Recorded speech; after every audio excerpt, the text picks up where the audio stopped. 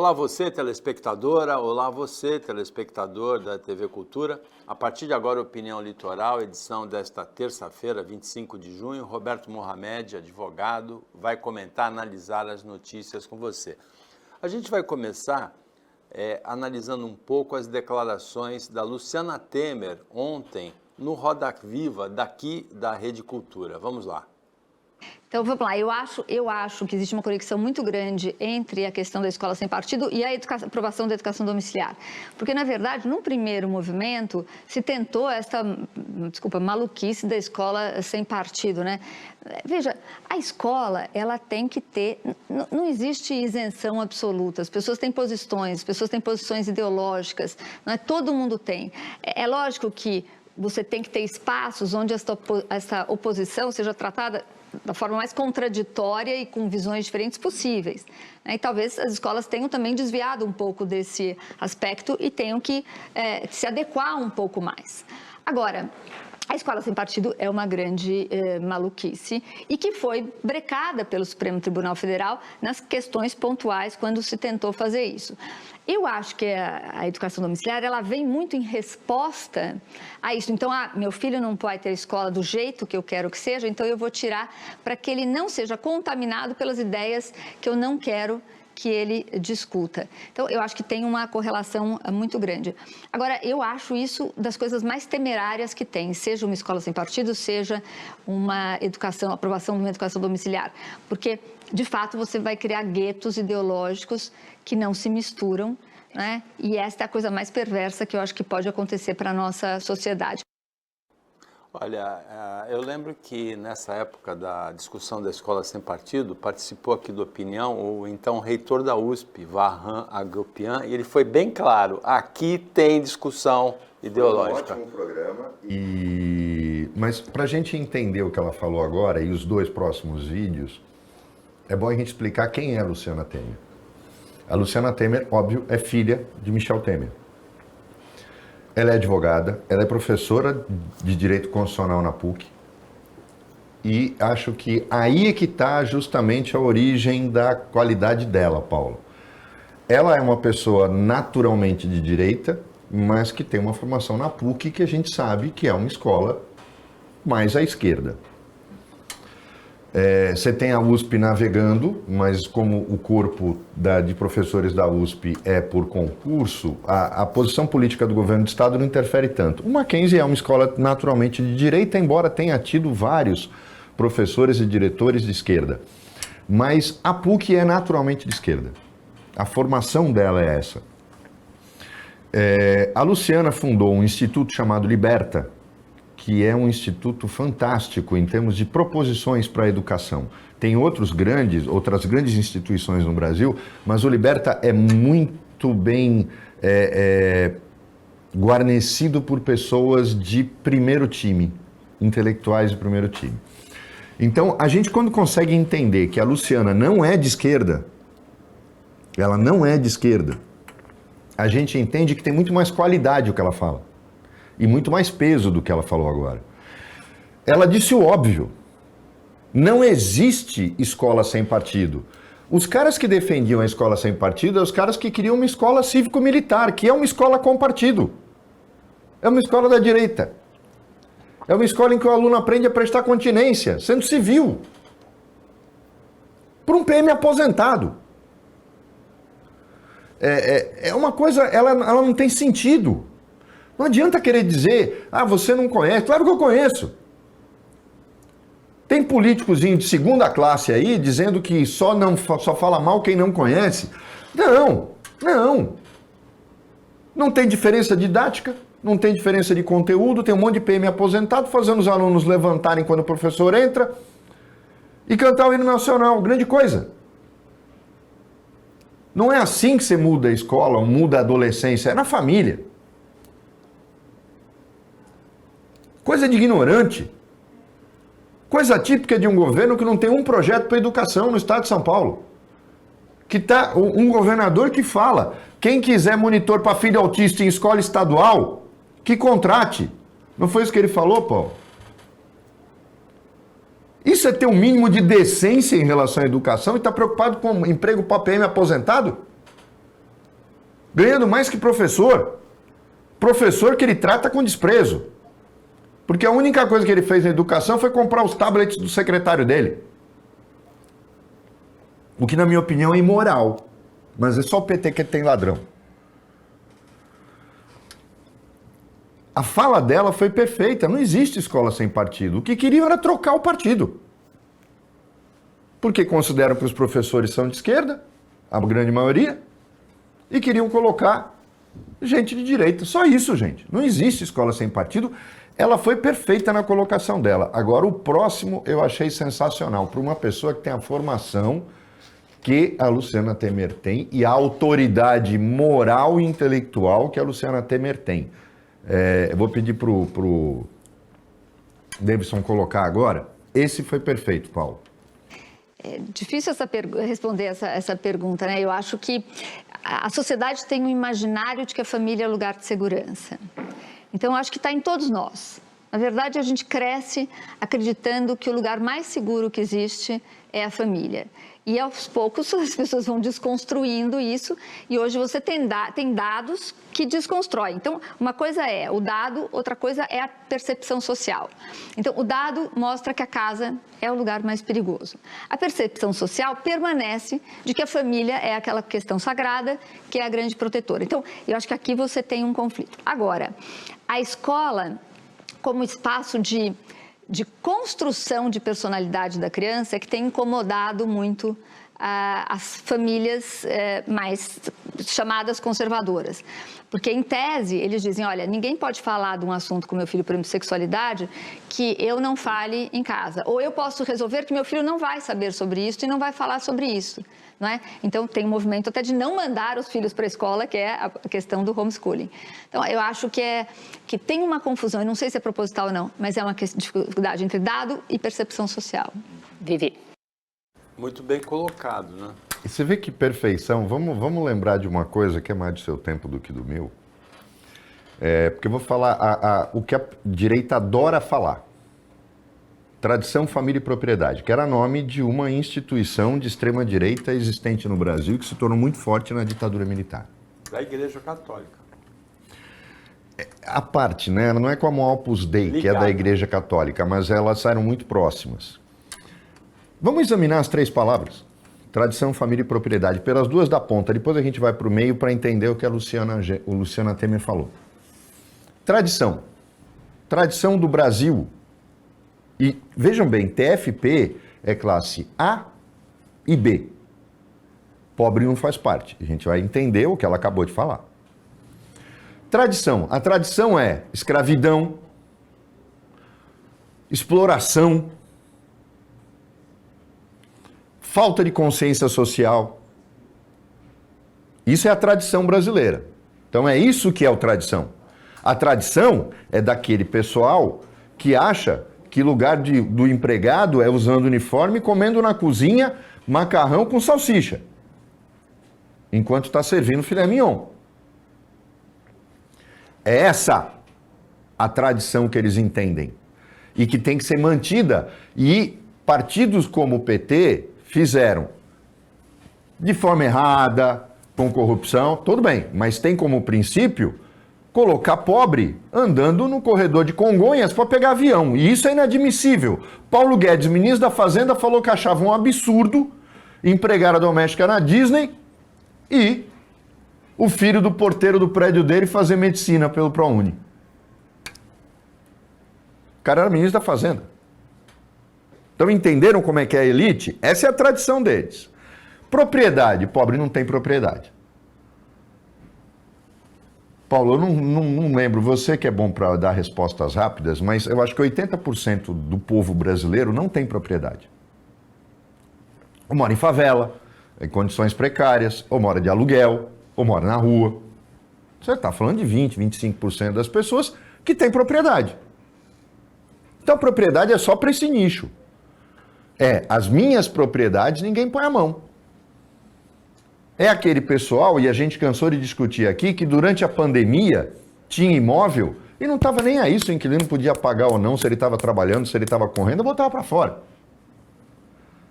O que importa é o meu aluguel. Ah, mas a velhinha vive daquele aluguel. Não estamos falando dela, eu estou falando de gente que tinha imóvel, sai pelo ladrão, que não sabe nem quantos tem. E que não tinha, tinha a maior frieza no trato disso. Isso é propriedade. Aí nós vamos para a família.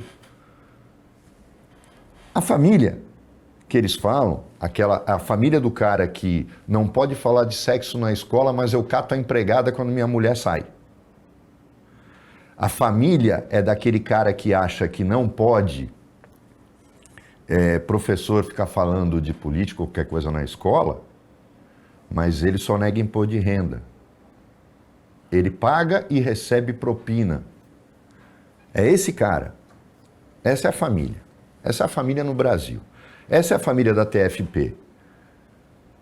Essa é a família que quer o filho numa escola cívico-militar, para ele ter menos trabalho. Lá vão ensinar ele a ficar em posição de sentido. Porque as famílias, 80% das famílias, são exatamente o que a Luciana falou. São as estatísticas de pais violentando filhas, padrastos, de mães ou madrastas que põem os filhos para pedir dinheiro no sinal e não mandam para a escola. Essa é a realidade familiar no Brasil. Porque se falta pão na mesa, se falta estrutura familiar, não vai pedir para ter tradição, família e propriedade dentro de uma casa. O mundo mudou e as pessoas, olhem bem o que ela fala.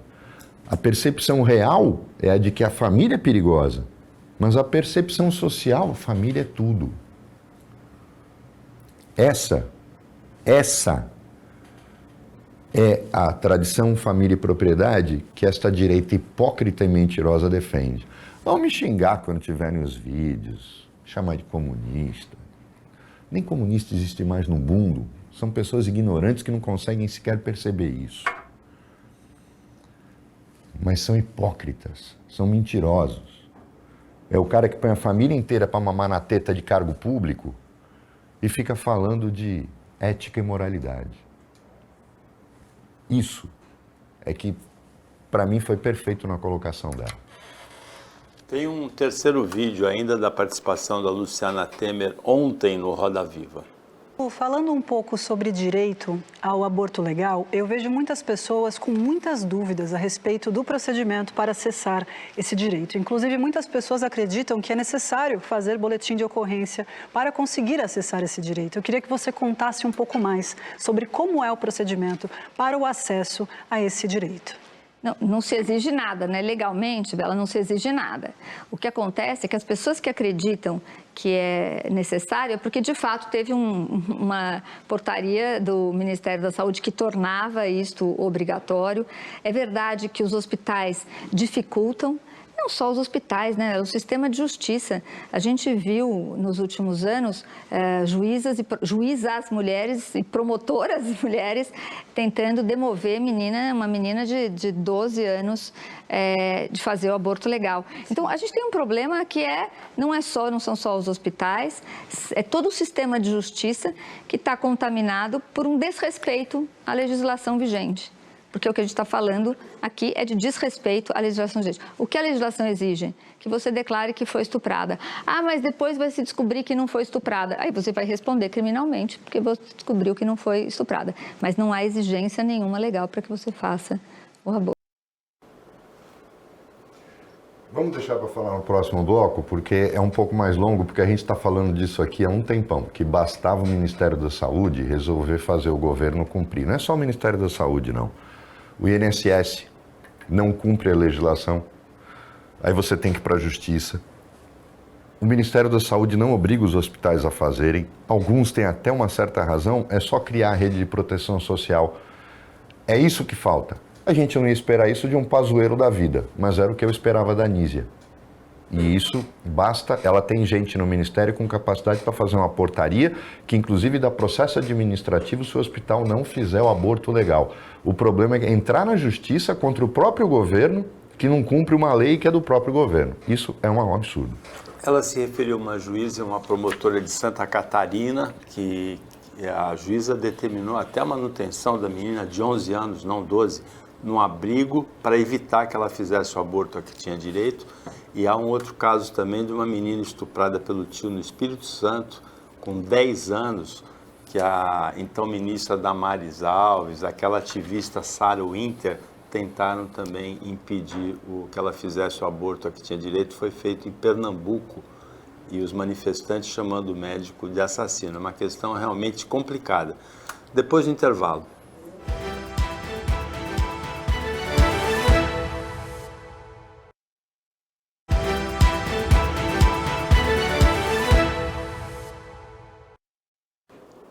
Voltando com o Opinião Litoral desta terça-feira, o Roberto Mohamed está comentando as notícias com você.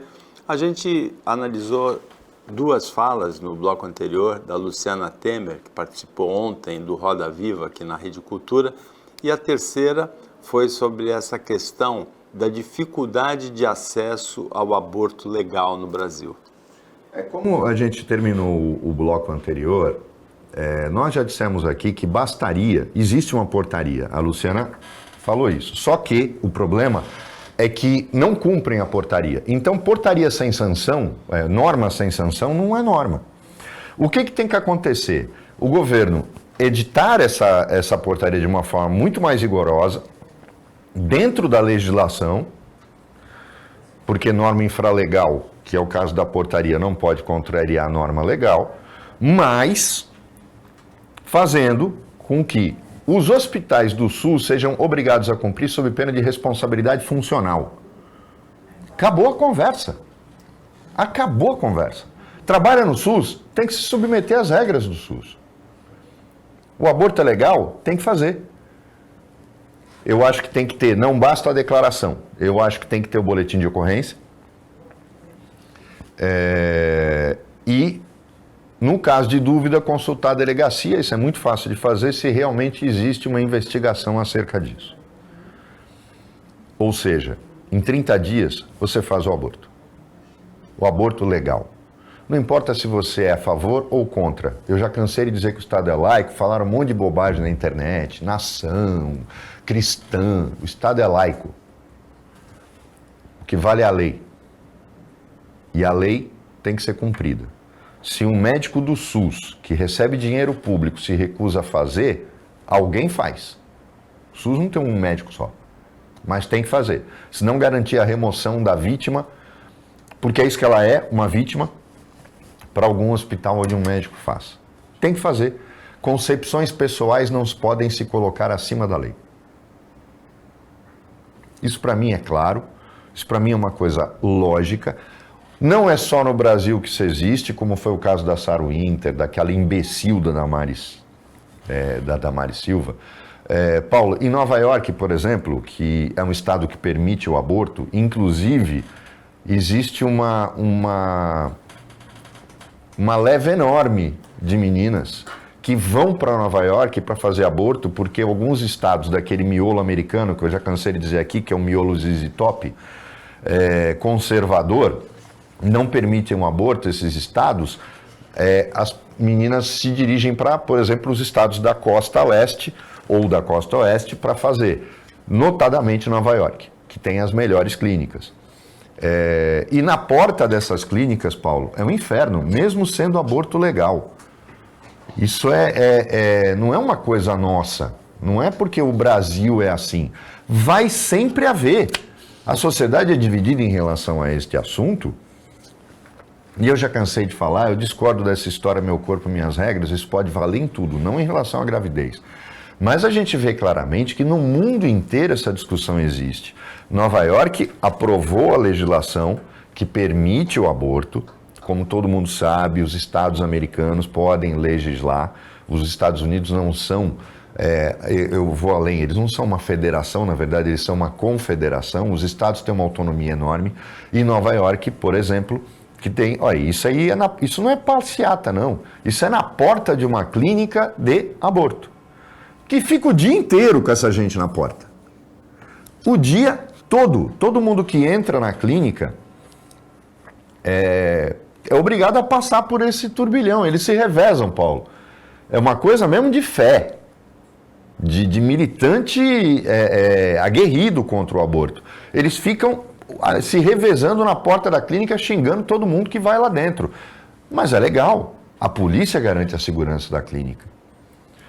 Isso no Brasil vai acontecer sempre, Paulo. Porque a ignorância é uma coisa que está aí. E a gente tem que encarar. E a ignorância é tanta, e vou puxar agora um Roda Viva do final do ano passado, que vai mostrar para o público o que é a ignorância da direita. Porque a maioria dos pobres, porque os clientes dela no banco, Paulo, nós vamos passar um vídeo da Cristina Junqueira, que é a CEO do Nubank. Nubank é banco de pobre. É o banco das pessoas que não pagam taxa. Os bancos digitais foram feitos para este público que não tem saldo médio, que não tem cadastro, que não tem comprovação de renda, para ter conta num banco comum. E aí começaram a surgir esses bancos que não são bancos. Eu já expliquei aqui também, há uns 2 ou 3 anos atrás, nós trouxemos o Henrique Fava aqui, que era do Santander, e explicou exatamente o que eram as fintechs, que são essas startups financeiras que se intitulam bancos digitais, mas que não são bancos digitais coisa nenhuma. Elas são fintechs, são empresas financeiras digitais que não têm estrutura de banco, portanto não têm obrigações que bancos têm. E olha que os bancos que têm metem a mão no seu bolso, imagina esse tipo de financeira. Mas a dona do Nubank disse uma coisa tão clara que ela mostrou a cara dela, desprezando a grande maioria dos clientes dela. Porque grandes empresas, Paulo, e clientes com renda acima de 1 milhão, eles têm conta no Bradesco, no Banco do Brasil, na Caixa, no Itaú, no Bradesco, no Santander. Não é o cliente dela. E olha o que ela acha da maior parte dos clientes dela. Por favor, Davidson. Avançar ainda já mais. faz algum tempo que vocês estão buscando, né? Por que vocês não conseguem achar? O que eu posso te dizer, assim, já faz algum tempo que a gente está buscando várias posições, né? Inclusive tem uma posição de uma pessoa, de uma vice-presidente de marketing para trabalhar comigo, que eu já estou até meio abaixo de tempo procurando, é difícil. Eu acho que recrutar no Nubank sempre foi muito difícil, né? As pessoas perguntam para mim, o que te mantém acordada à noite? Qual que é o maior gargalo do Nubank? Qual que é o maior desafio do Nubank? É gente. Mas isso por si só já não é uma barreira de entrada? Como principalmente para pessoas negras? Isso o quê?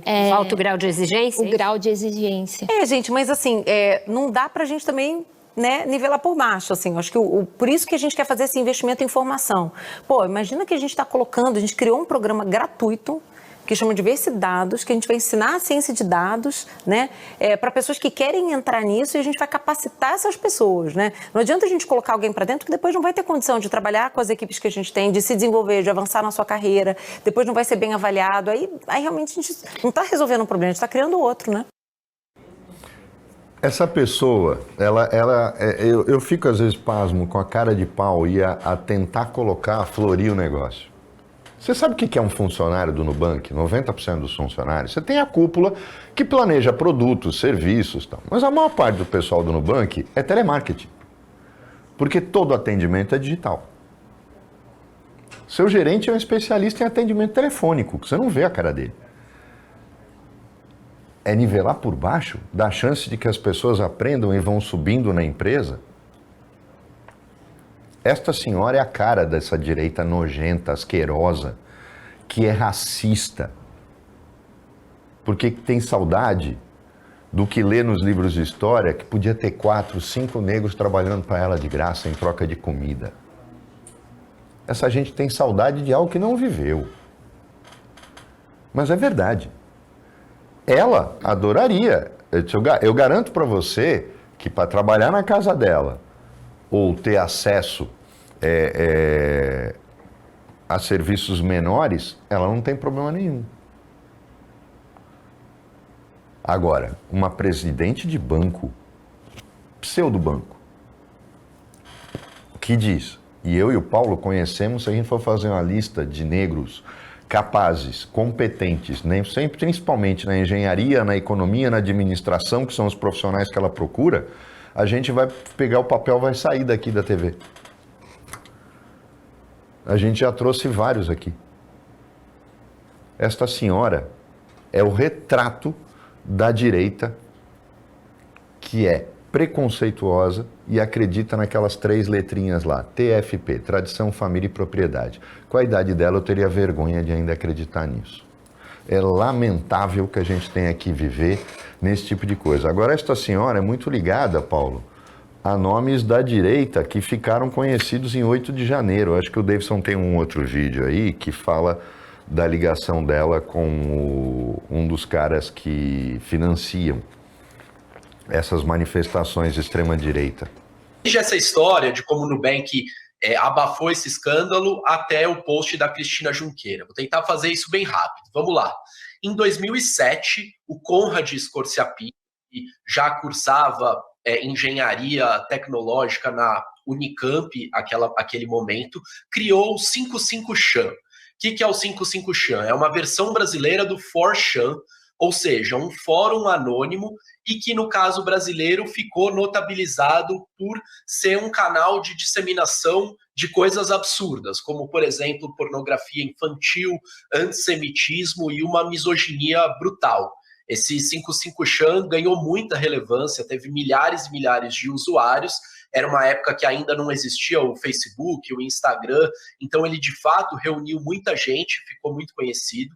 O Conrad era quem oferecia a infraestrutura técnica para manter esse site no ar e ele é o líder, mais do que o responsável técnico, ele é o líder desse grupo até 2010. Em 2010 ele abandona e começa a ter uma carreira um pouco mais convencional no mundo da tecnologia, até que em 2013 ele é contratado como o primeiro engenheiro de software da história do Nubank. Isso tem, em 2016, um sinal de que vai dar algum problema. Por quê? Em 2016, ele é convidado para um evento chamado Python Brasil, que é um evento da Associação Python Brasil, que é um grupo de programadores que programa numa linguagem que é essa linguagem Python. Todo ano, no evento, eles convidam um programador para falar de uma linguagem convidada. Em 2016, eles procuraram o Nubank, que sabiam que eles utilizavam a linguagem Clojure, e o Nubank, o funcionário do Nubank, indicou o Conrad. Só que, rapidamente, a partir desse anúncio, integrantes da comunidade Python Brasil começaram a denunciar, porque quem habita o universo da internet há muito tempo sabe quem é o Conrad. Desde 2010, tem referências no Google, nas redes sociais, de que o Conrad é o criador do 55chan. 3 anos antes do Nubank contratar, já tinha informações na internet, ou seja, uma empresa que já começa com investimento gigantesco, certamente já tem uma equipe de compliance, não localizou supostamente essa informação. Vamos deixar para o próximo bloco, porque a gente tem que entrar nisso. Vocês veem quanto é grave. Então, se você tem conta no Nubank e não pertence a esses 20% da população brasileira que tem alguma coisa na vida, fecha a sua conta. Muda para os argentinos do Mercado Pago, que talvez seja um pouquinho melhor. O Opinião volta depois do intervalo bem rapidinho.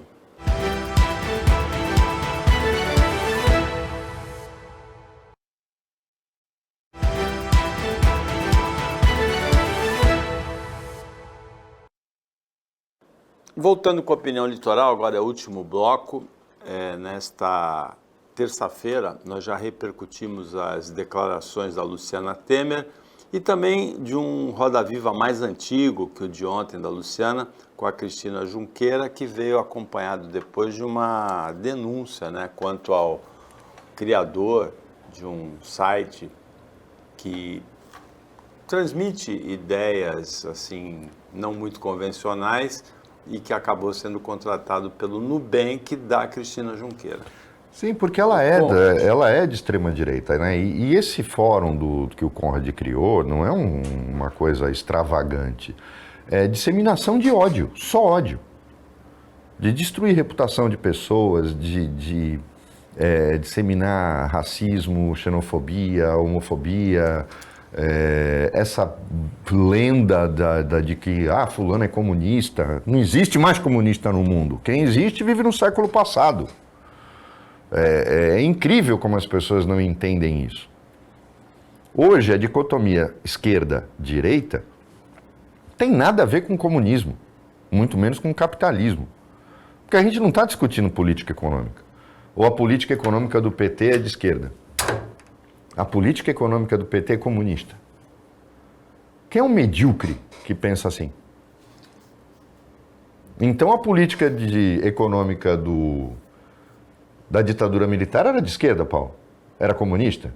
Porque estatal é coisa de comunista, não é? E a política do regime militar de industrialização se baseava em estatais, deixaram aquele monstro de estatais no país. Eles eram comunistas? Uai! Bolsonaro falou que o país foi a segunda independência do Brasil. Mas eram comunistas? Não entendi. Eu acho que...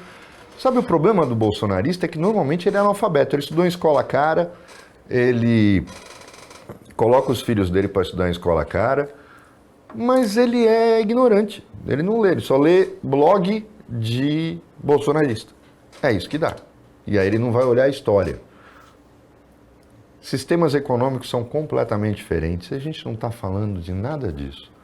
Quando o cara fala de costumes, o que comunista tem a ver com costumes? Tinha uma lenda que a Igreja Católica colocava na década de 70 e 60, na Guerra Fria, que o comunismo queria acabar com as famílias, porque o Estado... Desde quando na União Soviética tiravam as crianças dos pais e levavam para gulags ou para escolas militares comunistas. Isso não existe, mas é uma fantasia. Era um discursinho idiota. Um discursinho imbecil.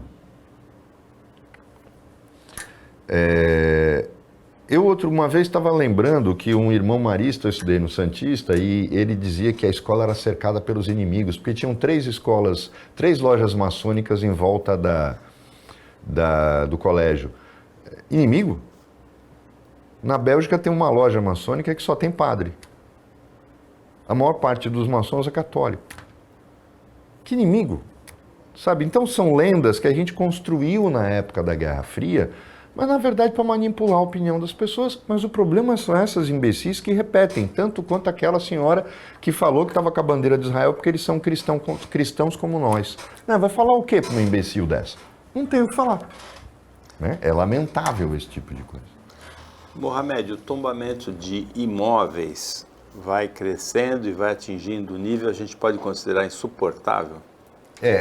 Paulo, a gente está vivendo uma coisa, para quem vem no centro, o centro é inviável economicamente. O centro de Santos. O centro de Santos. Por quê? Porque nenhum imóvel, principalmente daquela área histórica, consegue a VCB. Porque são imóveis, na sua grande parte, do século XIX. Final do século XIX, início do século XX. E não se submetem, porque tirar uma VCB hoje é quase impossível depois do que aconteceu em Santa Maria, né? Esqueceram que foi o próprio Corpo de Bombeiros que ficou inocentado, que foi responsável por isso, por dar uma VCB para uma casa que tinha teto de palha. O grande problema é que a prefeitura não faz absolutamente nada e não faz a sua parte. Por quê? Porque o Condepasa é um órgão municipal em que a prefeitura tem maioria. Aí eu ouço justificativas de covarde. Covarde e vagabundo. Você não sabe se o cara é só covarde ou se ele também é vagabundo. O Ministério Público. Eu vou voltar a dar o exemplo que eu dou sempre, aquelas 2 casas na Conselheiro Nébias. A do coitado do Souza e onde era o Detran. Tem saruê. Agora já tem saruê lá dentro, na do Detran. Uma selva. Aquelas casas não têm razão nenhuma. Qual é o promotor, mas nem bêbado, que vai falar que não pode estombar aquelas casas? Foram 2 professorazinhas, 2, eu não vou qualificá-las, da Faculdade de Arquitetura, que ficaram com raiva porque queriam visitar os imóveis com os alunos e pediram tombamento. Qual a razão de se tombar? Agora, engraçado, a prefeitura não teve medo de destombar os imóveis em torno deste prédio onde fica a TV. Porque era da tribuna? Aí destombou tudo. Aí não tiveram medo do Ministério Público. É que nem a Oxo, que consegue alvará onde ninguém consegue ter. Tem umas coisas misteriosas aí. Muito misteriosas. Agora, manter ruína, dizendo que está tombando o imóvel, você não vai desenvolver o centro histórico nunca. Fizeram o Museu Pelé no meio do nada. Agora estão fazendo lá o Parque Valongo. Que legal! E o entorno? Como é que eu chego lá? Eu passo por onde? Tombar imóveis que não tem valor histórico nem arquitetônico? A troco do quê? Santos tomba telhado, Paulo. Não é só a fachada. O centro histórico de Fortaleza é lindo. É lindo. Se o Davidson achar uma foto para colocar, é só fachada. Atrás o cara pode fazer tudo. E ele adequa o imóvel dele ao AVCB. O Pelourinho é patrimônio da humanidade. Mas existem exceções ao tombamento para que se adeque à concessão de alvará. E aí a gente está achando bonito isso. Porque o prefeito não consegue nem controlar o Condepasa. Então, Rogério, sabe o que é? Faz assim, à noite, você antes de deitar na cama, fala assim, no meu governo, regra, menos vagabundo. A foto aí. E mais gente minimamente capaz de enfrentar idiotas. Se você cumprir essa regra, Rogério, fica legal. À noite, experimenta fazer hoje à noite, Rogério. Não vou mais, vou tirar os vagabundos do meu governo. Né? Aqueles caras que, nem o cara que diz que conhece todo mundo, mas só faz intriga e fofoca, não serve para nada. Manda embora. Manda embora, cara que só cria confusão. Tem uns que são efetivos da prefeitura, você não fica nem com a consciência pesada, porque ele vai continuar tendo salário. Manda embora, que nem um cara que destruiu a 15 de novembro, matou a 15 de novembro. É assim que a gente vai fazer Santos crescer de novo. É desta forma, tá aí, ó, só fachada que é tombada. Atrás, tudo adequado à legislação nova. Então, desculpa, Rogério. Em vez de ir para mandar gente daqui, com a tribuna, fazer passeio em Roterdã, vai lá para Fortaleza, vê como é que eles fizeram com o centro. É um fim de semana, né? Você vai lá, feliz, namora, tal, mas vai conhecer o centro de Fortaleza. Quem sabe te dá alguma ideia de você colocar gente decente no Condepasa? Mohamed, saiu uma pesquisa Paraná hoje para a Prefeitura de São Paulo com os dados interessantes. Tem empate técnico, o Ricardo Nunes, que é o prefeito, candidato à reeleição com 28,5%, ele herdou o mandato do Bruno Covas, e o Guilherme Boulos, do PSOL, com 25,9%. Bem claro, empate técnico. Nas posições terceira, quarta e quinta, está o Pablo Marçal, que subiu, está com 10%, a Tabata Amaral, 8,7%, também empate técnico, uma com a tendência de apoiar o Boulos, se não crescer mais, outro com tendência de apoiar o Nunes. E o José Luiz da Atena com 8,3%, que falou que dessa vez vai. Agora, tem um elemento interessante. O Kim Kataguiri ficou nanico, 2,7%. Perdeu espaço. Porque o Kim cometeu um erro. Você lembra a última vez que ele veio aqui e eu falei, Kim, você é uma revelação política, foge dessa armadilha de lacração. Perdeu espaço, né? Perdeu, porque só quer lacrar. É enjoativo ver os posts dele, porque ficou assim, regra. O mantra dele é o Lula não presta, o Boulos não presta, a direita não presta. Ele virou bolsonarista, quando antes ele era um cara neutro. Ele batia nos dois. Então, para lacrar, ele começou a se perder. Infelizmente, é aquela história dessa molecada. E eu falo que no governo de Santos, por exemplo, falta cabelo branco. Porque o cabelo branco é equilibrado. Ele vai chegar lá e fala, se não for o Ciro Gomes, óbvio. Mas é equilibrado. É aquele cara que vai dizer, olha, não é assim, menos, porque o outro lado também está fazendo bobagem. O Kim escolheu o caminho errado. E virou uma figura pitoresca. Esse é o problema. E quando você vira uma figura pitoresca, dá nisso. O Pablo Marçal é a figura pitoresca que o Kim não conseguiu ser. Não acho que tenha destino muito longo, mas ele vai comer muito voto do Ricardo Nunes. Isso não tem sombra de dúvida. Eu acho que essa pesquisa não mostra ainda... por sinal, em Santos teve, né? Saiu a Paraná e saiu aquela outra do Badra. Aí você vê que duas pesquisas feitas no mesmo período apontam cenários completamente diferentes. Então, eu fico um pouco preocupado quando a gente vê esse tipo de coisa. Eu estou curioso para ver pesquisas como a do Boqueirão News, que sempre foi séria, como a do Jornal da Orla, que sempre foi séria, para a gente ter uma noção realmente do que está acontecendo. Agora, esse empate técnico mostra, e o Marçal ele subiu 5 pontos tirando o voto de quem? Aí vão dizer, do Kim, não, ele tirou o voto do Nunes. Mas eu continuo falando para você, eu aposto na Tabata. Essa menina vai crescer muito e vai botar fogo no parquinho durante os debates. Agora, a dúvida é o da Atena, né? Porque a Tabata bem claramente alinha com o Boulos. O Marçal bem claramente alinha com o Nunes. E para onde que o Datena vai? Eu não sei, até ele desistir, porque eu não acho que ele vai até o final. Ele falou que dessa vez ele vai até ele desistir, eu acho que ele vai ficar oscilando. Até porque o PSDB é isso. O PSDB voltou a ser aquilo que o Covas rejeitava lá atrás, quando houve a eleição do Lula, né? De ficar em cima do muro. A eleição do Collor, de ficar em cima do muro. O PSDB está a cara do Datena agora, porque o Datena bateu muito no Bolsonaro, o Datena tem uma postura que você não consegue definir, hora ele é de esquerda, hora ele é de direita. Na verdade, eu até me identifico em alguns casos, porque eu também não sou. Eu cobro ética, eu cobro trabalho. Agora, se a gente vai chegar com o Datena até o final na urna, a gente não sabe. Mas a eleição de São Paulo, ao contrário do que pensam alguns analistas, não está definida. Uma coisa já está bem clara, vai ter segundo turno, como em Santos, vai ter segundo turno.